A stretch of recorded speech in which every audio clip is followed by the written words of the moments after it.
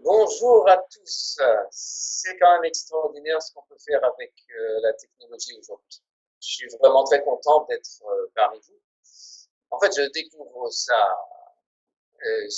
On va dire que c'est un effet bénéfique du confinement. On va voir les choses positivement. Alors aujourd'hui, j'ai à cœur de vous présenter quelques pensées sur un passage de l'Écriture avec une parole toute particulière qui s'adresse à nous aujourd'hui. Arrête-toi maintenant. Alors, pour introduire cet exposé, je vous propose d'abord un chant. Je ne sais pas si vous connaissez, mais en tout cas, ce sera l'occasion de le découvrir. Il a vraiment des paroles qui s'adaptent très bien. Donc, je vous ferai écouter ça, et si vous connaissez, vous pouvez chanter avec. Dans tes mains, je remets ma vie entière. Elle est en sûreté pour l'éternité. Sous ton regard d'amour, je pourrai m'épanouir, vivant tout près de toi, le Dieu souverain. Mes soucis semblent trop lourds à porter, et le lendemain semble incertain. Mais tu m'aimes et tu veux m'aider, Père, tu te tiens tout près. Dans tes mains, je remets ma vie entière. Elle est en sûreté pour l'éternité. Sous ton regard d'amour, je pourrai m'épanouir, vivant tout près de toi, le Dieu souverain. Engagé dans l'engrenage de la vie, je n'ai plus le temps de m'arrêter. Viens Seigneur, viens Jésus, libère-moi et conduis mes pas sur ton chemin. Dans tes mains, je remets ma vie entière. Elle est en sûreté pour l'éternité. Sous ton regard d'amour, je pourrai m'épanouir, vivant tout près de toi, le Dieu souverain. Les jours passent, mais quel est le sens? Incontrôlable, le temps fuit. Maintenant, la question se pose à moi. Qu'ai-je fait de tout ce temps? Dans tes mains, je remets ma vie entière. Elle est en sûreté pour l'éternité. Sous ton regard d'amour, je pourrai m'épanouir, vivant tout près de toi, le Dieu souverain.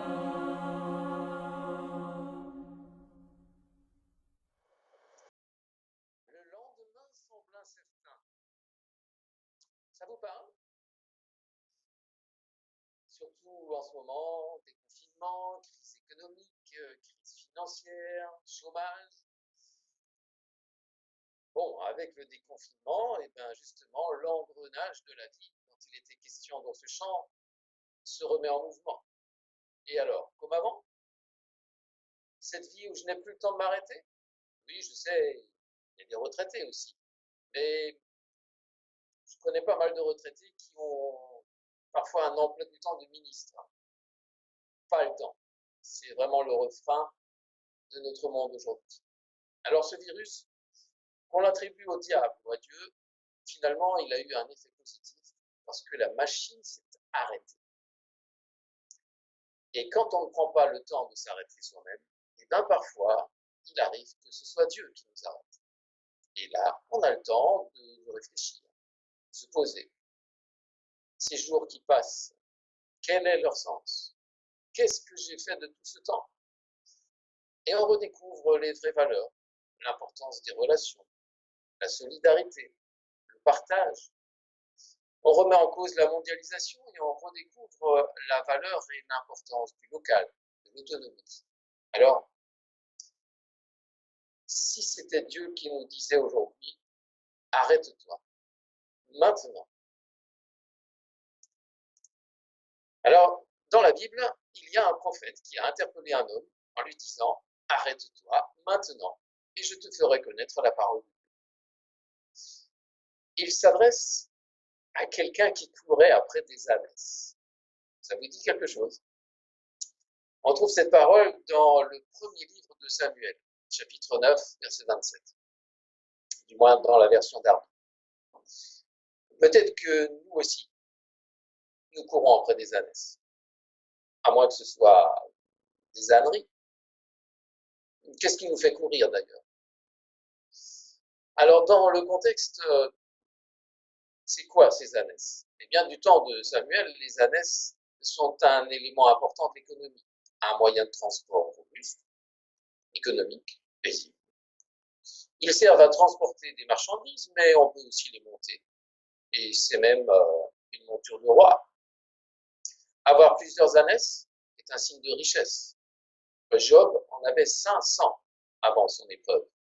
Et après, il en avait 1000. Alors, c'est peut-être une image des richesses pour nous. Et peut-être qu'on court un peu trop après les richesses. Mais bon, venons-en au texte biblique. Pour situer les choses dans leur contexte, je vous propose de commencer notre lecture au chapitre 8. Et je lirai dans la version Semeur. Samuel, devenu vieux, confia à ses fils l'administration de la justice en Israël. L'aîné s'appelait Joël et le cadet Abia. Ils s'établirent à Beersheba pour y rendre la justice. Mais ils ne suivaient pas les traces de leur père. Comme ils étaient corrompus par l'amour de l'argent, ils acceptaient des pots de vin et faussaient le droit. C'est pourquoi tous les responsables d'Israël se réunirent auprès de Samuel à Rama. Et ils lui déclarèrent, « Te voilà devenu âgé, et tes fils ne suivent pas tes traces. Maintenant, établis sur nous un roi pour qu'il nous dirige comme cela se fait dans toutes les autres nations. » Cette demande d'établir sur eux un roi pour les diriger déplut à Samuel, et il pria l'Éternel. L'Éternel lui répondit, « Écoute ce peuple, et accepte toutes leurs demandes. En effet, ce n'est pas toi qu'ils rejettent, c'est moi. Ils ne veulent plus que je règne sur eux. » Et on continue au chapitre 9. Un homme de la tribu de Benjamin, nommé Kish, avait pour ancêtre en ligne ascendante Abiel, Séror, Bécorat et Aphia, qui descendaient d'un benjaminite. Kish était un vaillant guerrier. Il avait un fils nommé Saül. C'était un beau jeune homme. Aucun Israélite n'avait plus belle allure que lui. Il les dépassait tous de la tête. Un jour, les ânesses de son père s'égarèrent et Kish lui dit, « Mon fils, emmène l'un des serviteurs et part à la recherche des ânesses. » Saül parcourut la région montagneuse d'Éphraïm, puis le territoire de Shalisha, sans les trouver. Ensuite, ils traversèrent la région de Shaalim, sans succès. Puis le pays de Benjamin, toujours sans trouver les ânesses. Arrivé au territoire de Tsouf, Saül dit au serviteur qui l'accompagnait, « Viens, nous allons rentrer. Sinon, mon père va s'inquiéter à notre sujet sans plus penser aux ânesses. » Et le serviteur lui répondit, « Attends, il y a justement dans cette ville un homme de Dieu très considéré. Tout ce qu'il annonce arrive immanquablement. Allons le voir. Peut-être nous indiquera-t-il par quel chemin continuer notre route. D'accord, allons-y, dit Saül. Mais qu'est-ce que nous apporterons à cet homme? Nos provisions sont épuisées et nous n'avons aucun cadeau que nous puissions offrir à l'homme de Dieu. Il ne nous reste plus rien. Le serviteur lui répondit, il se trouve que j'ai encore sur moi une petite pièce d'argent. Je la donnerai à l'homme de Dieu et il nous indiquera le chemin à prendre. Parce qu'autrefois en Israël, quand on allait consulter Dieu, on disait, venez, allons chez l'homme qui reçoit des révélations. C'était là le nom par lequel on désignait ceux qu'on appelle aujourd'hui des prophètes. Saül dit à son serviteur, tu as raison, allons-y. Et ils se dirigèrent vers la ville où habitait l'homme de Dieu. Pendant qu'ils gravissaient la montée qui mène vers la ville, ils croisèrent des jeunes filles qui en descendaient pour aller puiser de l'eau. Ils leur demandèrent, l'homme qui reçoit des révélations, est-il là? Oui, lui répondirent-elles, il est là-haut, droit devant vous.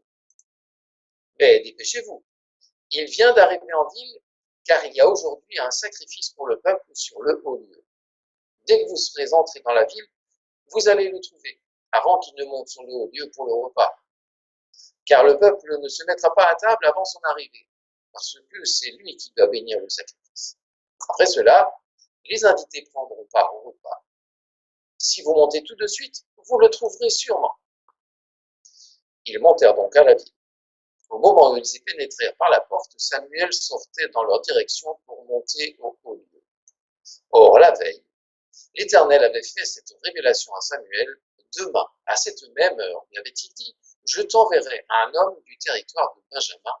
Tu lui conféreras l'onction pour l'établir chef de mon peuple Israël, et il le délivrera des Philistins, car j'ai vu la misère de mon peuple et j'ai entendu sa plainte.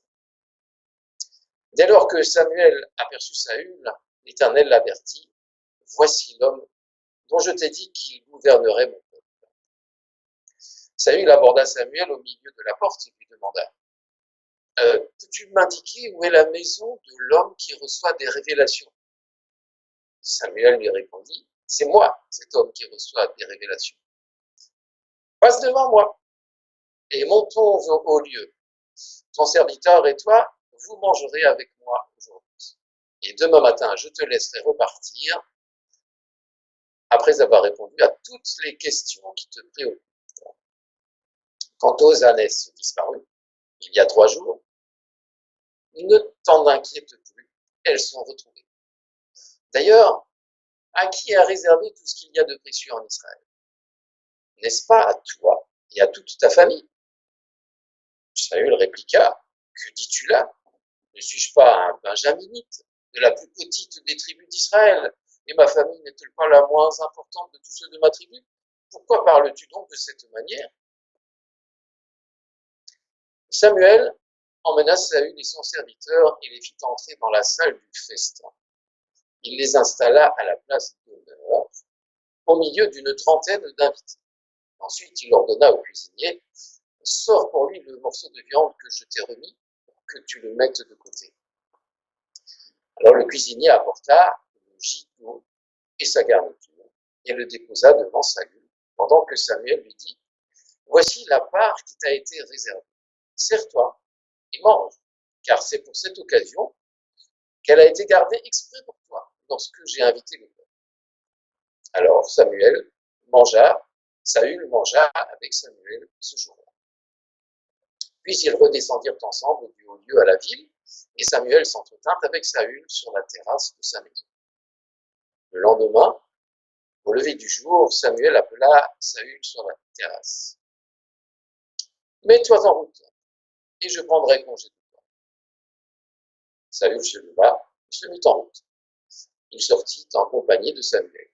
Et quand ils arrivèrent à la limite de la ville, Samuel dit à Saül, ordonne à ton serviteur d'aller devant nous. Le serviteur s'éloigna. Et maintenant, tiens-toi là, et je te ferai savoir ce que Dieu a dit. Ça, c'était dans la version Summer. Le même verset dans la version Darby. Arrête-toi maintenant. Maintenant. et je te ferai entendre la parole de Dieu.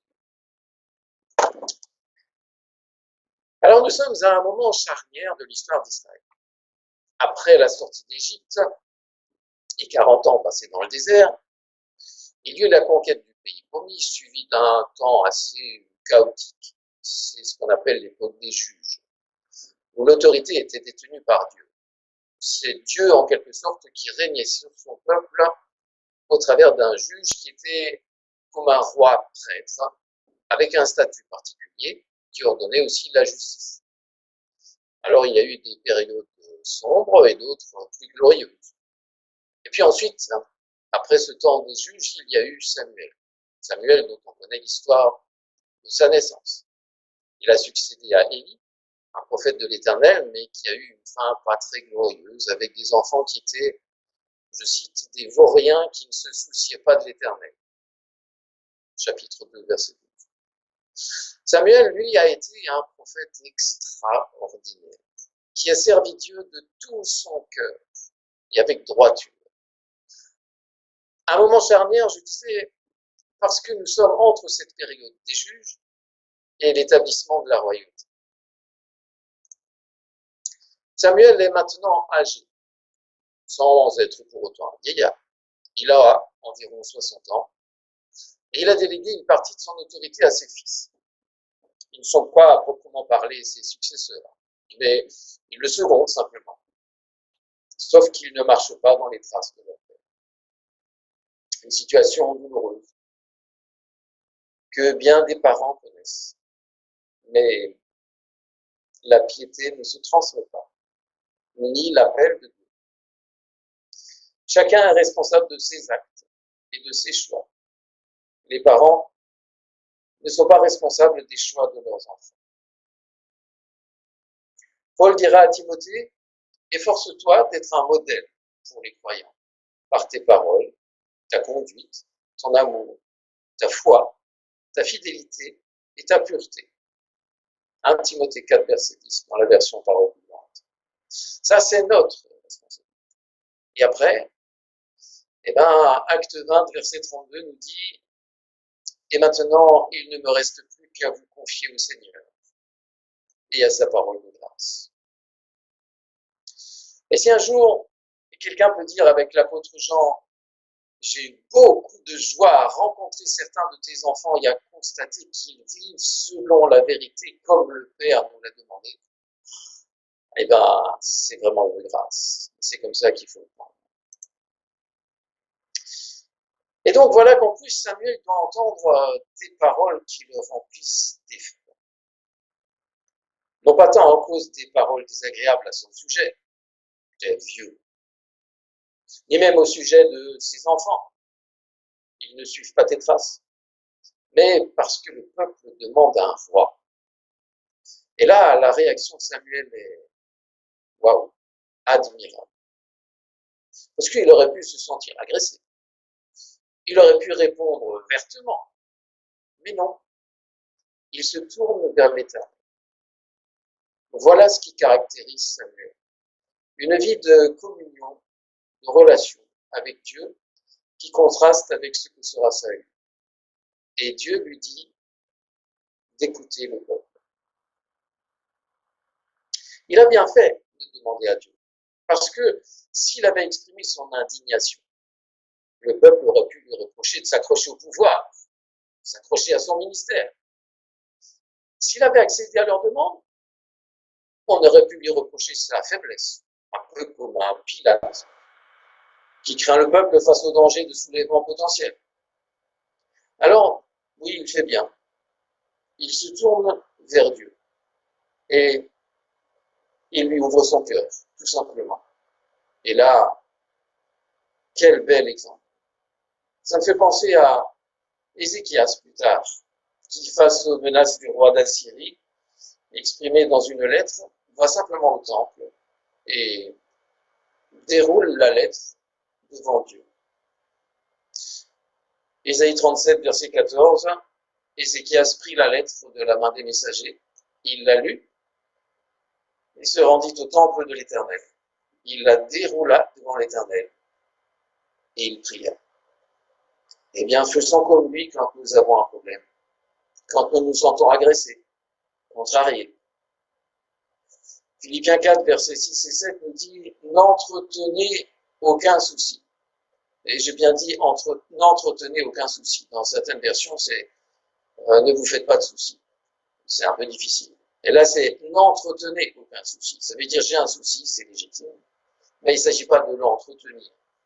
En toute situation, exposez vos besoins et vos souhaits à Dieu, en les lui faisant connaître dans vos prières. Intercédez avec confiance et sérieux.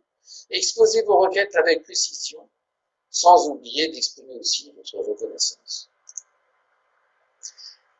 Et justement, Dieu va consoler son serviteur en lui disant « Ce n'est pas toi que le peuple rejette, c'est moi. Et comme il me rejette, il te rejette aussi. Ce n'est pas toi qui es la cause. Ils veulent un roi, je vais leur en donner un. » C'était prévu. C'était prévu et annoncé. Déjà à Abraham, il a pu dire « Je multiplierai à l'extrême le nombre de tes descendants et je te donnerai d'être à l'origine de diverses nations. Des rois même seront issus de toi. » À Jacob, il a dit « Je suis le Dieu Tout-Puissant. Sois fécond et aie de nombreux descendants. Une nation et même tout un ensemble de peuples seront issus de toi. Tu auras pour descendants des rois. » C'est Genèse 35, verset 11 et 36, verset 31. Et sous certaines conditions que vous trouvez dans le Deutéronome, Dieu dit, lorsque vous serez entrés dans le pays que l'Éternel vous donne, que vous en aurez pris possession et que vous y serez installés, il se peut que vous disiez, donnons-nous un roi comme toutes les nations qui nous entourent. Vous établirez alors sur vous le roi que l'Éternel, votre Dieu, aura choisi. C'est l'un de vos compatriotes que vous prendrez pour régner sur vous. Vous ne pourrez pas choisir un étranger pour vous. C'est Deutéronome 17, versets 14 à 15. Eh bien, Dieu va se servir de cette demande du peuple pour préparer l'établissement d'un roi selon son cœur. Ce sera David, qui préfigure le roi qui viendra, le Messie. Alors, ce qui dérange Samuel, je disais tout à l'heure, c'est le motif. Nous voulons être comme les autres nations. Et Dieu discerne que derrière cette demande, c'est lui qui est rejeté. Le peuple préfère une autorité et un roi visible à un Dieu invisible. Ce qui illustre bien le contraste entre la confiance de la foi et les assurances humaines. Et du coup, ça nous fait réfléchir. Et nous, en quoi mettons-nous notre confiance? Est-ce que nous ne sommes pas bardés d'assurances de tout genre? Assurance scolaire, assurance responsabilité civile, assurance accident, assurance voiture, assurance maison, assurance vie, assurance décès, assurance obsèques. Mais il y a aussi l'assurance que peut apporter un compte en banque bien garni pour être à l'abri des difficultés. Assurance illusoire. Attention, il ne s'agit pas de dénigrer les assurances ni les économies. Dieu nous invite aussi à en faire. Mais c'est simplement que nous aussi, dans notre quotidien, nous sommes parfois confrontés à ces choix. Alors sans pour autant excuser ce peuple, nous pouvons comprendre leurs aspirations et nous identifier à leurs choix. Le chapitre 9 ensuite nous présente Saül, un homme qui a toutes les qualités humaines pour faire un bon roi. De la prestance, grand, beau. Regardez, il est dit c'était un beau jeune homme. Aucun Israélite n'avait plus belle allure que lui, il les dépassait tous de la tête. Il est aussi humble, puisqu'il va dire à Samuel, ne suis-je pas un benjaminite de la plus petite des tribus d'Israël, et ma famille n'est-elle pas la moins importante de tous ceux de ma tribu? Pourquoi parles-tu donc de cette manière? Il est aussi obéissant à son père. Et puis, c'est intéressant de noter, après avoir consciencieusement cherché les ânesses, il a fait demi-tour. On a lu tout à l'heure, arrivé au territoire de Tsouf, Saül dit aux serviteurs qui l'accompagnaient, Viens, nous allons rentrer, sinon mon père va s'inquiéter à notre sujet, sans plus penser aux ânesses. Et Saül comprend qu'il se trompe d'objectif. Son père est plus important que les ânesses, puisqu'il risque de s'inquiéter. Il comprend que les relations sont plus importantes que les richesses. C'est une bonne leçon pour nous. Alors finalement, il est pas mal ce Saül, non? Vous ne trouvez pas? Sauf que il ne connaît pas Samuel. Jamais entendu parler, jamais vu. Pourtant, ils n'habitaient pas très loin l'un de l'autre. Dans notre texte, il appelle Samuel l'homme qui reçoit des révélations. Dans d'autres versions, il l'appelle le voyant. Pourtant, au chapitre 3, verset 20 du livre de Samuel, il est dit que depuis Dan jusqu'à Beersheba, tout Israël reconnut que Samuel était vraiment un prophète de l'Éternel. Et pourtant, Saül ne le connaissait pas. Ce qui veut dire que, ouais. Et nous, comment est-ce que nous connaissons Dieu? Est-ce que nous connaissons Dieu par délégation, à travers les gens que nous côtoyons, notre famille, nos amis, nos frères, nos sœurs, ou bien comme Saül à travers son serviteur, ou bien avons-nous une relation personnelle avec Dieu? Et d'ailleurs, qui est-il pour nous? Est-ce qu'il est celui avec qui nous partageons notre vie dans une relation d'intimité, ou bien seulement celui à qui je m'adresse quand j'ai un problème? Celui que tout le monde connaît, mais moi, j'adhère sans plus. Alors Saül accepte la proposition de son serviteur. Et en chemin, il croise ces jeunes filles, qui, elles, connaissent bien Samuel. Elles savent où le trouver, et elles connaissent même son emploi du temps. Elles vont puiser de l'eau. Et l'eau est souvent une image de la parole de Dieu. Alors, est-ce que nous sommes comme ces jeunes filles qui peuvent parler de Dieu, de son programme, parce que nous le connaissons personnellement? Est-ce que nous connaissons le programme de Dieu? C'est intéressant de se préoccuper du programme de Dieu, ce qu'il a prévu pour aujourd'hui, pour demain. Et notons au passage que ce sont des jeunes filles et pas des hommes. Souvent, les femmes sont plus sensibles à la voix de Dieu. Les hommes ont plus de mal parce qu'ils sont plus rationnels. Ils sont dans le faire. C'est souvent par les femmes que l'évangile entre dans une famille. Et donc, maintenant, la rencontre avec Samuel a lieu. Et justement, il a reçu une révélation concernant Saül, avec l'ordre de lui conférer l'onction. Dans notre texte, il y aura 4 moments privilégiés entre Samuel et Saül. Saül vient avec des questions, très matérielles. Il recherche des ânesses. Et pour l'instant, c'est comme ça que nous le connaissons. Il est celui qui cherche des ânesses. La première rencontre avec une personne dans la parole de Dieu n'est pas anodine parce qu'elle donne une idée de la personne. Par exemple, pour David, il est présenté comme le berger. Toute autre qualité pour devenir roi, plutôt que celui qui cherche des ânesses. La première rencontre, c'est une prise de contact. Elle se fait sur le pas de la porte de la ville. Et là, d'emblée, Samuel répond à la préoccupation première de Saül. Les ânesses sont retrouvées. C'est important parce que du coup, Saül est déchargé de son souci. Son esprit est à présent en état d'être à l'écoute de Dieu. Et Dieu sait bien comment on fonctionne. S'il y en a des soucis, on n'est pas réceptif. Mais Samuel ne lui révèle rien d'autre pour l'instant. Et il se propose simplement de répondre à toutes ces questions avant le lendemain. Mais est-ce qu'il avait d'autres questions en fait? Je ne crois pas. Mais après la phrase énigmatique de Samuel qui lui annonce qu'à lui et à sa famille sont réservés tout ce qui est prêché en Israël, il en a au moins une maintenant, parce qu'il ne comprend pas. Donc finalement, dans cette prise de contact, il y a 4 promesses, on pourrait dire. La deuxième rencontre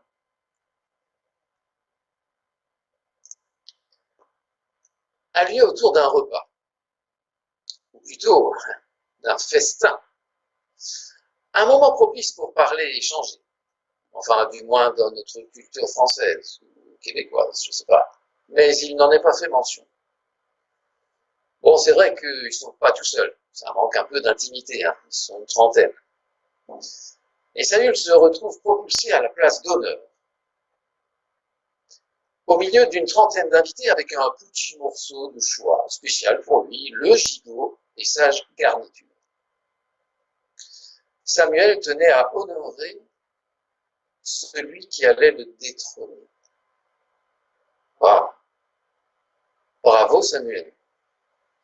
Pas d'aigreur de sa part. Il désire entrer dans les plans de Dieu qui a choisi de donner l'autorité à cet homme. Il sera donc le premier à l'honorer en se soumettant ainsi à Dieu. Bon. Sommes-nous prêts à honorer ceux qui ont l'autorité de la part de Dieu? Même si ce n'est pas celui qu'on aurait choisi. Ça peut être le patron, ça peut être le maire, ça peut être le président, quel que soit son parti politique. Et puis, deuxième question, est-ce que nous honorons ceux que Dieu nous demande d'honorer? Nos parents, par exemple, quel que soit leur âge, mais aussi les serviteurs de Dieu. 1 Thessaloniciens 5, verset 12, nous dit, « Nous vous prions, frères, de respecter et d'honorer ceux qui travaillent parmi vous au service du Seigneur. Apprenez-les à les connaître, entourez d'égards et de témoignages, de reconnaissance vos conducteurs spirituels qui président vos réunions et vous dirigent dans la communion avec le Seigneur. Ils vous montrent le bon chemin par leurs conseils, leurs exhortations et leurs avertissements. »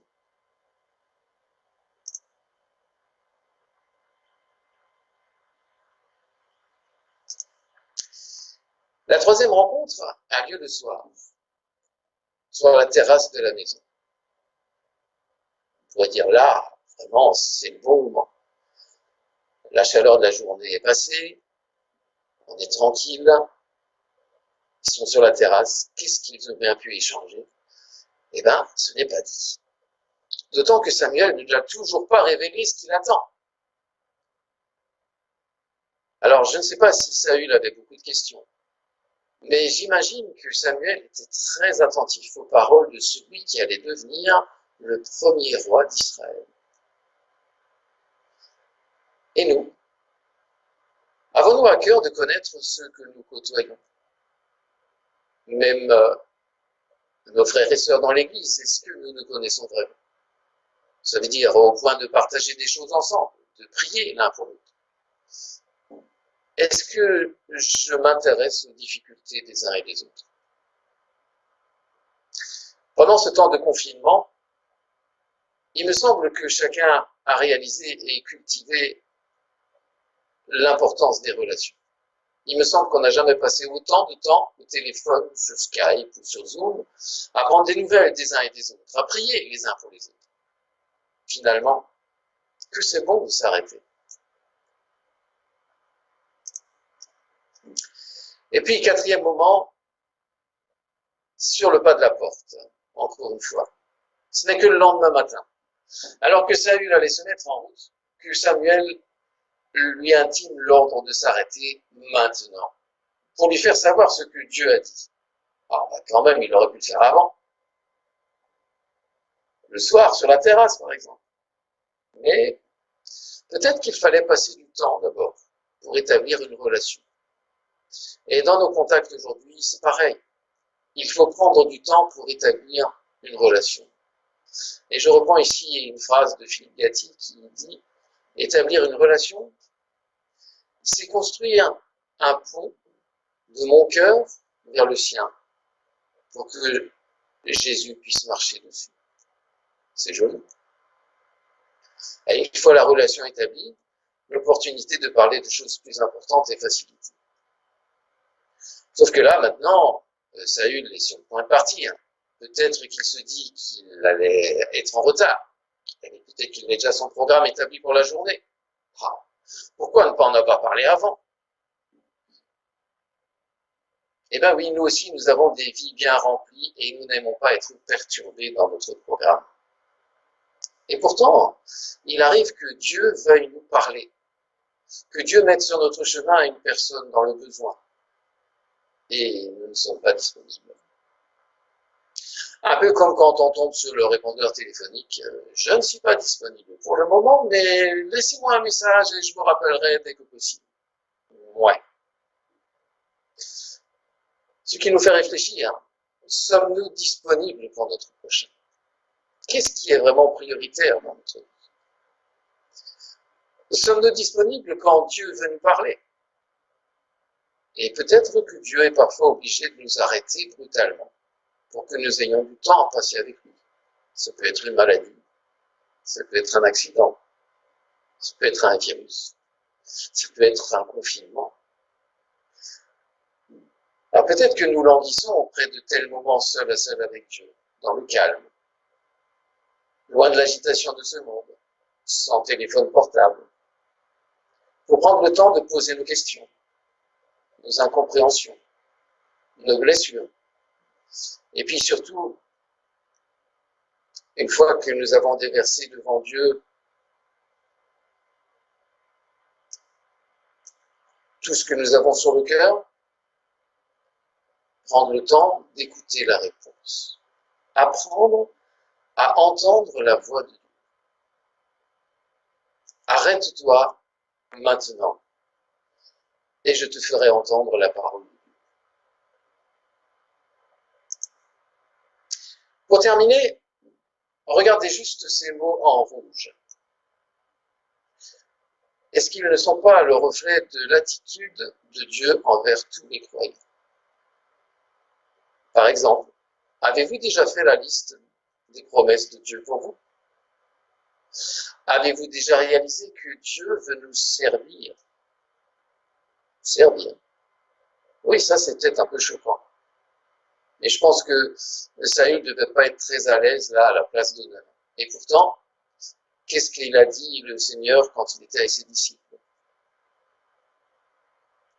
Je suis là pour vous servir. Et il le fait. Alors, appréciez la relation extraordinaire qu'il vous propose. Parce qu'il est toujours encore le Dieu qui se révèle par sa parole. Ne faisons pas comme Saül, qui plus tard s'est caché quand Samuel a voulu le faire roi devant tout le peuple. Parce qu'il avait du mal à accepter ce que Dieu lui offrait. Nous aussi, parfois, ça nous paraît tellement extraordinaire qu'on a du mal à saisir ses promesses, saisir ce que Dieu a fait de nous. Alors Dieu nous invite vraiment à saisir et à savourer pleinement ses promesses pour nous. Ne soyons pas gênés par ce que Dieu nous sert et régalons-nous de cette relation avec notre Père et nourrissons-nous de ses révélations dans sa parole. On pourrait dire à consommer sans modération. Et bien que Dieu vous bénisse.